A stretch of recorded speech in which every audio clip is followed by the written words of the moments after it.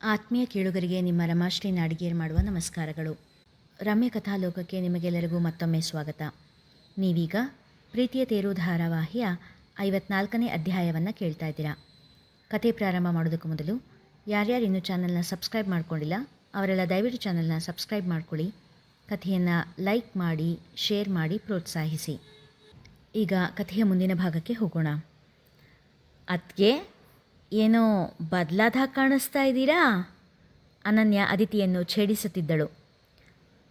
ಇಲ್ಲಾನು, ಹಾಗೆಲ್ಲ ಏನಿಲ್ಲ, ಏನೂ ಬದಲಾವಣೆ ಆಗಿಲ್ಲ, ನಸುನಾಚಿಕೆಯಲ್ಲೇ ಉತ್ತರಿಸುತ್ತಿದ್ದಳು ಅದಿತಿ. ಏನೋಪ್ಪ, ಇಲ್ಲಿಂದ ಹೋಗುವಾಗ ಬಿಳಿ ಬಿಳಿ ಬಣ್ಣ ಇದ್ಕೆನೆ ಈಗ ಪೂರ್ತಿ ಕೆಂಪಾಗಿ ಹೋಗಿದೆ. ಕಣ್ಣಂತೂ ಗೂಡಲ್ಲಿಟ್ಟಿರೋ ದೀಪಕ್ಕಿಂತ ಹೆಚ್ಚು ಮಿಂಚ್ತಾ ಇದೆ. ಏನು ಸಮಾಚಾರ ಅತ್ಗೆ? ಅನನ್ಯ ಅದಿತಿಯನ್ನು ರೇಗಿಸುತ್ತಾ ಇದ್ದರೆ ಆದಿ ಮೆಲ್ಲಗೆ ತನ್ನ ಕೋಣೆ ಸೇರಿಕೊಂಡಿದ್ದ. ಮಗ ಸೊಸೆಯ ನಡುವಿನ ಅಂತರ ತುಸು ಸರಿದದ್ದು ಸೌಭಾಗ್ಯಮ್ಮ ಅವರಿಗೂ ನೆಮ್ಮದಿ ತಂದಿತ್ತು. ಅನು, ಸಾಕು, ಯಾವುದೂ ಅತಿಯಾಗಬಾರ್ದು, ತುಸು ಗಂಭೀರವಾಗಿಯೇ ಸೌಭಾಗ್ಯಮ್ಮ ಹೇಳಿದಾಗ ಅನು ಮುಖ ದಪ್ಪ ಮಾಡಿಕೊಂಡು, ಈ ಅಮ್ಮ ಒಬ್ಬಳು ಎಲ್ಲದಕ್ಕೂ ರೇಗ್ತಾನೇ ಇರ್ತಾಳೆ ಎನ್ನುತ್ತಾ ಅಲ್ಲಿಂದ ಜಾಗ ಖಾಲಿ ಮಾಡಿದಳು. ಅದಿತಿಯ ಮುಖ ನೋಡಿದ ಸೌಭಾಗ್ಯಮ್ಮ, ಅನು ಹೇಳಿದ ನಿಜಾನೇ, ಮುಖ ಪೂರ್ತಿ ಕೆಂಪಾಗಿದೆ, ಏನು ವಿಷಯ ಎಂದರು ಹಾಸ್ಯದ ದನಿಯಲ್ಲಿ.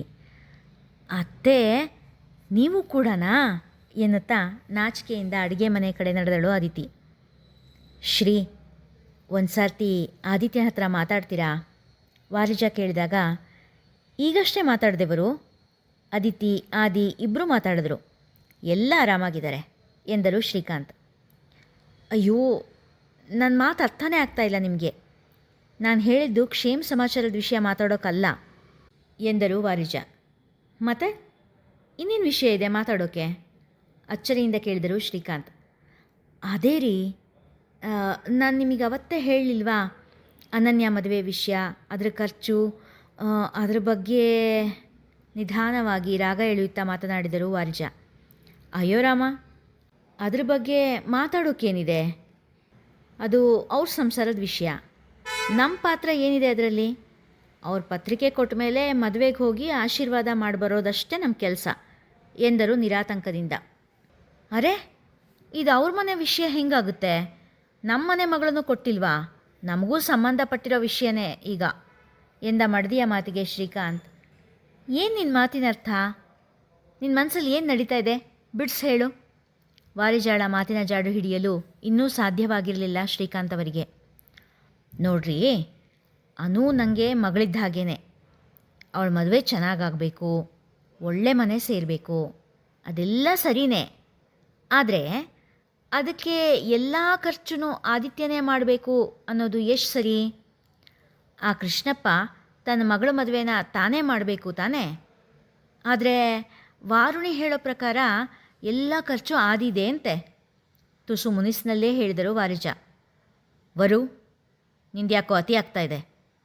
ನಾನು ಅವತ್ತೇ ಹೇಳಿದ್ದೆ ಅಲ್ವಾ, ಇದು ಅವ್ರ ಮನೆ ವಿಚಾರ. ನೀನಾಗಲಿ ನಾನಾಗಲಿ ಇದರಲ್ಲಿ ತಲೆ ಹಾಕಬಾರ್ದು ಅಷ್ಟೇ. ಮತ್ತಿದ್ರ ಬಗ್ಗೆ ಮಾತು ಬೇಡ.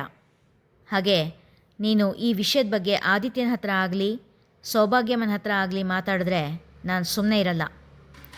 ಶ್ರೀಕಾಂತ್ ಅವರ ದನಿಯಲ್ಲಿನ ಕಠಿಣತೆಗೆ ವಾರಿಜ ತುಸು ಬೆದರಿ ಸುಮ್ಮನಾದರು. ಅದಿತಿ, ನಾಳೆ ಸಿದ್ದು ಮದುವೆ ರಿಸೆಪ್ಷನ್ ಆದಿ ಹೇಳಿದಾಗ ಅದಿತಿಯ ಮುಖದಲ್ಲಿ ಮೂಡಿದ ಭಾವ ಏನು ಎಂಬುದನ್ನು ಅಳಿಯಲಾಗಲಿಲ್ಲ ಅವನಿಗೆ. ಎಂಬ ಕ್ಲುಪ್ತ ಉತ್ತರವಷ್ಟೇ ಹೇಳಿದ್ದು ಅದಿತಿ. ಹೋಗೋಣವಾ ಕೇಳಿದ ಆದಿತ್ಯ. ನಿಮ್ಮಿಷ್ಟ ಒಂದೇ ಪದದ ಉತ್ತರ ಅದಿತಿಯಿಂದ. ಮಡಚುತ್ತಿದ್ದ ಬಟ್ಟೆಯನ್ನೇ ಮತ್ತೆ ಬಿಡಿಸಿ ಮತ್ತೆ ಮಡಚುತ್ತಾ ಕುಳಿತ ಪತ್ನಿಯ ಕಡೆಗೆ ನೋಡುತ್ತಾ ಕುಳಿತ ಆದಿ. ಬಟ್ಟೆಯ ಮೇಲೆ ಆಡುತ್ತಿದ್ದ ಬೆರಳುಗಳು ಅವಳಲ್ಲಿ ಮೂಡಿದ ಅಶಾಂತತೆಯನ್ನು ತೋರಿಸುತ್ತಿತ್ತು. ನಿಮಗಿಷ್ಟ ಇಲ್ಲ ಅಂದರೆ ಹೋಗೋದು ಬೇಡ ಬಿಡಿ, ಅದಕ್ಕಾಗಿ ಟೆನ್ಷನ್ ತಗೊಳ್ಬೇಡಿ ಎಂದು ಹೇಳಿದವ ಅವಳು ತುಸು ಸಮಾಧಾನಗೊಳ್ಳಲಿ ಎಂದು ಅವಳ ಪಾಡಿಗೆ ಅವಳನ್ನು ಬಿಟ್ಟು ರೂಮಿನಿಂದ ಹೊರಹೋದ. ಅದಿತಿಯ ಕಣ್ಣ ಮುಂದೆ ಮದುವೆಯ ಹಿಂದಿನ ದಿನ ನಡೆದ ಘಟನೆಗಳೆಲ್ಲ ತೇಲಿ ಬಂದವು. ತನ್ನನ್ನು ಒರಟಾಗಿ ಮುಟ್ಟಿದ್ದ ಸಿದ್ದುವಿನ ಮೇಲೆ ಅವಳಿಗೆ ತೀರದ ಅಸಹ್ಯಭಾವವೇ ಉಳಿದಿದೆ ಅವಳ ಮನದಲ್ಲಿ. ಆ ದಿನದ ಮುಂಚಿನ ಅವಳ ಸಭ್ಯ ನಡವಳಿಕೆ ಯಾವುದೂ ಕೂಡ ಅವಳ ಮನದಲ್ಲಿ ಈಗ ಇಲ್ಲ. ಪದೇ ಪದೇ ಅದೇ ನೆನಪು ಕಾಡಲು ಕಣ್ಣು ಮುಚ್ಚಿ ಕುಳಿತು ಬಿಟ್ಟಳು ಅದಿತಿ. ಕೋಣೆಯ ಒಳಗೆ ಬಂದ ಅದಿತಿಯ ಮುಚ್ಚಿದ ಕಣ್ಣುಗಳಿಂದ ತೂರಿ ಬರುತ್ತಿದ್ದ ಕಣ್ಣೀರನ್ನು ನೋಡಿ ಮೌನವಾಗಿ ಅಲ್ಲಿಂದ ಹೊರ ನಡೆದ. ಇದಂತೂ ಪಲಾಯನವಾದ. ತೋಟದಲ್ಲಿದ್ದ ಸಣ್ಣ ಗುಡ್ಡವನ್ನೇರಿ ಕುಳಿತು ದಿಗಂತದಲ್ಲಿ ದೃಷ್ಟಿ ನೆಟ್ಟು ಕುಳಿತಿದ್ದ ಸುಹಾಸನ ಹಿಂದೆ ನಿಂತು ನುಡಿದರು ಮಂಜಣ್ಣ. ಹಾಂ? ಅವರ ದನಿಗೆ ಬೆಚ್ಚಿ ಹಿಂದೆ ತಿರುಗಿದ ಸುಹಾಸ್. ಮಾವ, ನೀವೇನಿಲ್ಲಿ ಈ ಹೊತ್ತಲ್ಲಿ? ಕೇಳಿದ ಅಚ್ಚರಿಯಿಂದ. ನಿನ್ನನ್ನೇ ಹುಡುಕೊಂಡು ಬಂದೆ. ವಿದೇಶಕ್ಕೆ ಪರಾರಿಯಾಗೋ ಯೋಚನೆ ಮಾಡ್ತಾ ಇದೆಯಾ ಅಂತ ಗೊತ್ತಾಯಿತು. ಅದಕ್ಕೆ ಒಮ್ಮೆ ಮಾತಾಡ್ಸಿ ಹೋಗೋಣ ಅಂತ ಬಂದೆ ಎಂದರು ಮಂಜಣ್ಣ. ಹೌದು ಮಾವ, ಈ 2 ವರ್ಷದ ಕೋರ್ಸು ಮುಗಿಸಿದ್ರೆ ಒಳ್ಳೆ ಭವಿಷ್ಯ ಇದೆ ಎತ್ತಲೋ ನೋಡುತ್ತಾ ನುಡಿದ. ನನ್ನೆದ್ರಿಗೂ ಈ ಪರದೆ ಬೇಕಾ ಸುಹಾಸ್? ಕೇಳಿದರು ಅವನ ಮನದ ಮಾತನ್ನು ಬಲ್ಲವರಂತೆ. ತಗ್ಗಿದ ಕಣ್ಣುಗಳಿಂದ 2 ಹನಿ ನೀರು ಭೂಮಿಯ ಒಡಲನ್ನು ಸೇರಿತು. ಆಗ್ತಾ ಇಲ್ಲ ಮಾವ. ಏನೇ ಪ್ರಯತ್ನ ಪಟ್ಟರೂ ಆದ್ಯನ ನನ್ನ ಮನಸ್ಸಿಂದ ಹೊರಗಿಡೋಕ್ಕಾಗ್ತಾ ಇಲ್ಲ. ಅವಳ ನೆನಪೇ ಇಲ್ಲದ ಹಾಗೆ ಇರೋದಕ್ಕೆ ಇಷ್ಟು ದಿನ ಪ್ರಯತ್ನ ಪಟ್ಟೆ. ಇನ್ನು ನನ್ನ ಕೈಲಿ ಆಗ್ತಾ ಇಲ್ಲ. ಅವಳ ನೆನಪಿಂದ ನಾನು ಒಳಗೊಳಗೆ ಸತ್ತು ಹೋಗ್ತಾ ಇದ್ದೀನಿ. ಎಲ್ಲಾದರೂ ದೂರ ಓಡಿ ಹೋಗೋಣ ಅನ್ನಿಸ್ತಾ ಇದೆ. ಇಲ್ಲಿ ಇದ್ದಷ್ಟು ಅಪ್ಪ ಅಮ್ಮನಿಗೂ ನೋವು. ಓದಿನ ನೆಪದಲ್ಲಿ ಸ್ವಲ್ಪ ದಿನ ದೂರ ಇದ್ದರೆ ಎನ್ನುತ್ತಿದ್ದವನ ಬಿಗಿಯಾಗಿ ಅಪ್ಪಿದರು Manjanna. All the best Suhasa. ನಿನ್ನ ಹೊಸ ಪ್ರಯತ್ನದಲ್ಲಿ ನಿನಗೆ ಯಶಸ್ಸು ಸಿಗಲಿ ಅಂತ ನಾನು ಹಾರೈಸ್ತೀನಿ ಎಂದು ಹೇಳಿದರು. ಸುಹಾಸ, ಇಲ್ಲಿದೆಯಾ? ಅಮ್ಮ ಕರಿತಾ ಇದ್ದಾಳೆ ನೋಡು ಎನ್ನುತ್ತಾ ಬಂದ ಸುರಭಿಯನ್ನು ಕಂಡು ಮಂಜಣ್ಣ ಮಾವ ತನ್ನನ್ನು ಹಾಗೆ ಅಪ್ಪಿದ್ದು ಏಕೆಂದು ಅರ್ಥವಾಯಿತು ಸುಹಾಸನಿಗೆ. ಬರ್ತೀನಿ ನಡಿಯೆ ಎಂದ ಸುಹಾಸನ ಬೆನ್ನು ಬಿಡದ ಸುರಭಿ. ಅಮ್ಮಗಳೋ ಅಂತ ಅಳ್ತಾ ಇದ್ದಾಳೆ ಕಣೋ. ನಾನು ಅವಳಿಗೆ ಹೇಳಿದೆ, ಅವನ ವಿಮಾನ ಹತ್ತು ಹೋಗೋ ತನಕ ಅವನು ಹೊರಡೋದ್ರ ಬಗ್ಗೆ ಗ್ಯಾರಂಟಿ ಇಲ್ಲ. ಕಣ್ಣೀರು ವೇಸ್ಟ್ ಮಾಡ್ಕೋಬೇಡ. ಆಮೇಲೆ ಅವನು ಏರ್ಪೋರ್ಟ್ನಿಂದ ವಾಪಸ್ ಬಂದುಬಿಟ್ರೆ ಕಷ್ಟ ಅಂತ. ಆಮೇಲೆ ವಾಪಸ್ ಬಂದಲ್ಲಪ್ಪ ಅಂತ ಅಳಬೇಕಾಗುತ್ತೆ. ಅದಕ್ಕೂ ಸ್ವಲ್ಪ ಕಣ್ಣೀರು ಉಳಿಸ್ಕೊ ಅಂತ ಹೇಳಿದ್ದೀನಿ ಎಂದಳು ಸುಹಾಸ್ನನ್ನು ರೇಗಿಸುತ್ತಾ. ಲೇ, ಅತಿ ಆಯಿತು ಕಣ ನಿಂದು, ನನ್ನೇ ಆಡ್ಕೋತಿದ್ಯಾ ಎನ್ನುತ್ತಾ ಸುಹಾಸ ಸುರಭಿಯನ್ನು ಓಡಿಸಿಕೊಂಡು ಹೋದನು. ನಾನು ನಿನ್ನನ್ನು ಅರ್ಥ ಮಾಡ್ಕೊಳ್ಳೋದ್ರಲ್ಲಿ ಸೋತುಬಿಟ್ಟೆ ಸುಹಾಸ. ನೀನು ನಗ್ನಗ್ತಾ ಇರೋದನ್ನು ನೋಡಿ ಆದ್ಯಾನ ಮೇಲೆ ನಿನಗಿದ್ದಿದ್ದು ಕೇವಲ ಆಕರ್ಷಣೆ ಅಷ್ಟೇ.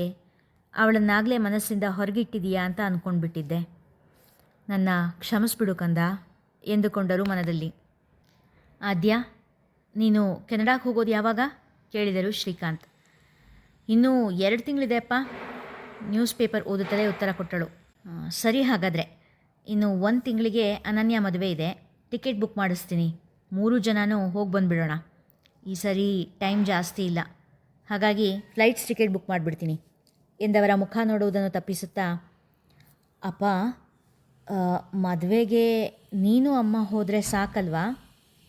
ನನಗೂ ಓದ್ಕೊಳ್ಳೋದಕ್ಕಿರುತ್ತೆ. ನಾನು ಪೂಜಾ ಮನೆಯಲ್ಲಿ ಅಥವಾ ಯಾವುದಾದ್ರೂ ಪಿ ಜಿಲಿರ್ತೀನಿ ಎಂದಳು ಆದ್ಯ. ವಾಸ್ತವದಿಂದ ಎಷ್ಟು ದಿನ ಓಡ್ತೀಯ ಆದ್ಯ ಎಂದಾಗ ದೂರದಲ್ಲೆಲ್ಲೋ ದೃಷ್ಟಿ ನೆಟ್ಟು ನಿಂತಿದ್ದ ಆದ್ಯಾಳ ಕಣ್ಣು ತುಂಬಿ ಬಂದಿತ್ತು. Stop crying. ಇನ್ನೆಷ್ಟು ದಿನ ಅವನನ್ನು ನೆನೆಸ್ಕೊಂಡು ಕೂತಿರ್ತೀಯಾ? ತುಸು ಗಡುಸಾಗಿ ಹೇಳಿದ ಅಪ್ಪನ ಕಡೆ ಅಚ್ಚರಿಯಿಂದ ನೋಡಿದಳು ಆದ್ಯ. ಅಪ್ಪ, ಅದು ನಾನು ಎಂದವಳೆ ಅಪ್ಪನ ತೊಳು ಸೇರಿ ಅಳತೊಡಗಿದಳು. ಎಂಥ ಹುಚ್ಚಾಟ ಆದ್ಯ ಇದು! ನೀನು ವಾಸ್ತವ ಸ್ಥಿತಿನ ಅರ್ಥ ಮಾಡ್ಕೊಳ್ಬೇಕು. ಆದಿ ನಿನ್ನ ಭಾವ. ನಿನ್ನ ಅವನ ಮಧ್ಯೆ ಅದೊಂದೇ ಸಂಬಂಧ ಇರಬೇಕು. ನಿನ್ನ ಅಕ್ಕನ ಜೀವನ ಈಗ ಆದಿ ಜೊತೆ ಬೆರೆತು ಹೋಗಿದೆ. ನಿನಗೆ ನಿನ್ನ ಜೊತೆಯಲ್ಲಿ ಹುಟ್ಟಿದ ಅಕ್ಕನಿಗಿಂತನೂ 4 ದಿನ ಮನಸ್ಸಿಗೆ ಹಿಡಿಸಿದ ಆದಿ ಪ್ರೀತಿಯೇ ಹೆಚ್ಚಾಗೋಯ್ತಾ ಎಂದರು. ಹ್ಞೂ ಸೊರ ಆಳುತ್ತಲೇ ಉತ್ತರ ಹೇಳಿದಳು ಆದ್ಯ.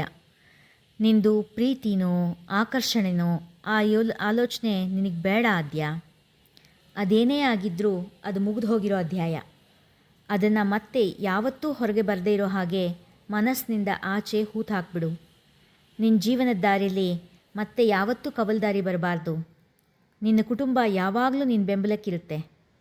ಮತ್ತು ನಿನಗೆ ಬೇಕೋ ಬೇಡವೋ ಆದಿ ಕೂಡ ನಿನ್ನ ಕುಟುಂಬದ ಒಂದು ಭಾಗ ಎಂದು ಹೇಳಿದರು ಶ್ರೀಕಾಂತ್.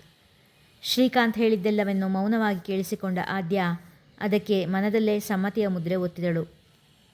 ಅಮ್ಮ, ಇದಿಷ್ಟು ಜವಳಿಗೆ ಅಂತ ಇಟ್ಕೊಂಡಿರೋ ದುಡ್ಡು. ಅನುಗೆ ಯಾವ ಸೀರೆ ಇಷ್ಟ ಆಗುತ್ತೋ ಅದನ್ನೇ ಕೊಡಿಸಿ. ಹಣ ಕಡಿಮೆ ಬಿದ್ದರೆ ಏನು ಯೋಚನೆ ಮಾಡಬೇಡಿ. ನನಗೊಂದು ಫೋನ್ ಮಾಡಿ, ನಾನು ಫೋನ್ಪೇ ಮಾಡ್ತೀನಿ ಎಂದ ಆದಿಗೆ ಈ ದುಡ್ಡನ್ನು ಅದಿತಿ ಕೈಲಿ ಕೊಡು ಎಂದರು ಸೌಭಾಗ್ಯಮ್ಮ. ಅಮ್ಮ, ನನ್ನ ಕೈಲಿ ಯಾಕೆ, ನೀವೇ ಇಟ್ಕೊಳ್ಳಿ. ಹಣ ತೆಗೆದುಕೊಳ್ಳಲು ಹಿಂದೆ ಮುಂದೆ ನೋಡಿದಳು ಅದಿತಿ. ಇರಲಿ, ನೀನೇ ಇಟ್ಕೋ. ನೀನು ಮುಂದೆ ಈ ಸಂಸಾರ ಜವಾಬ್ದಾರಿ ಹೊರಬೇಕಾದಳು. ಈಗಿಂದಾನೇ ಅಭ್ಯಾಸ ಮಾಡ್ಕೊ ಎಂದರು ನಿಧಾನವಾಗಿ. ಹಣ ಪಡೆದುಕೊಂಡ ಅದಿತಿ ಅದನ್ನು ತನ್ನ ಬ್ಯಾಗಿನಲ್ಲಿ ಇಟ್ಟುಕೊಳ್ಳಲು ರೂಮಿಗೆ ಬಂದಾಗ ಅಲ್ಲೇ ಇದ್ದ ಆದಿಗೆ, ನೀವು ಬಂದಿದ್ದರೆ ಚೆನ್ನಾಗಿರ್ತಿತ್ತು ಎಂದಳು. ಅದು ಇಲ್ಲಿ ಸ್ವಲ್ಪ ತೋಟದ ಕೆಲಸ ಇದೆ ಅದಿತಿ. ಇವತ್ತು ನಾನು ಮಾಡಲಿಲ್ಲ ಅಂದರೆ ಆಮೇಲೆ ಅಮ್ಮನೇ ಅದಕ್ಕೂ ಓಡಾಡಬೇಕಾಗುತ್ತೆ. ಸುಮ್ಮನೆ ಅವ್ರಿಗೆ ಕಷ್ಟ ಆಗುತ್ತೆ. ನೀವೆಲ್ಲ ಇರ್ತೀರಲ್ಲ, ಸಾಕ್ಬಿಡಿ ಎಂದವನು. ಅನು ಯಾವ ಸೀರೆ ಇಷ್ಟಪಡ್ತಾಳೋ ಅದನ್ನೇ ಕೊಡಿಸು. ದುಡ್ಡಿನ ಬಗ್ಗೆ ಯೋಚನೆ ಮಾಡಬೇಡ. ಮತ್ತು ಅಮ್ಮಂಗೆ ಕೂಡ ಒಳ್ಳೆ ಸೀರೆನೇ ಕೊಡಿಸು. ಅಮ್ಮ ಯಾವತ್ತೂ ತಮಗೆ ಅಂತ ಖರ್ಚು ಮಾಡ್ಕೊಳ್ಳೋದೇ ಇಲ್ಲ ಎಂದನು. ಸರಿ ಎಂದು ತಲೆ ಅಲಗಿಸಿದ ಆದಿತ್ಯ ಕೆನ್ನೆಯನ್ನು ಮೃದುವಾಗಿ ಸವರಿದ ಆದಿ, ನಿನಗೆ ಸೆಲೆಕ್ಟ್ ಮಾಡ್ಕೊಳ್ಳೋ ಸೀರೆ ಫೋಟೋನ ನಂಗೆ ಕಳಿಸು ಎಂದನು. ಅಷ್ಟಕ್ಕೆ ಅದಿತಿಯ ಮುಖ ಕೆಂದಾವರೆಯಾಗಿತ್ತು. ಅಳಿಯಂದರು ತುಂಬಾ ಧಾರಾಳಿಗಳು ಬಿಡು.